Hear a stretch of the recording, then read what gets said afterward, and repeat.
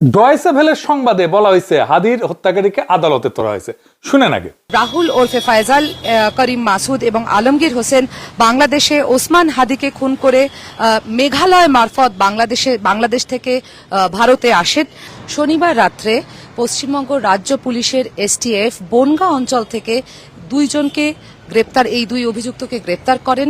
তারপর আজকে রবিবার তাদেরকে নিয়ে তাদেরকে কোর্টে পেশ করা হয়। শুনেছেন?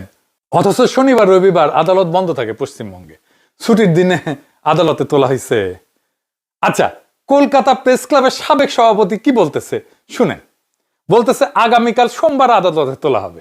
অনেকদিন ধরেই বাংলাদেশ ওসমান হাদির হত্যাকারীকে খুঁজছিল এবং তাদের যদি আজকে ভারত পশ্চিমবঙ্গের পুলিশ গ্রেপ্তার করে থাকে সেটা নিঃসন্দেহে একটা ইতিবাচক দিক।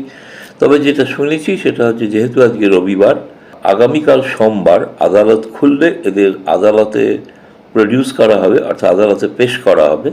শুনেছেন? তাহলে তারা আদালতে তোলা হয়েছে নাকি হয় নাই বলেন তো? বাংলা মিডিয়া তো তারে রিমান্ড মঞ্জুরের খবর চাপিছে, দেখেছেন? কি কইবেন?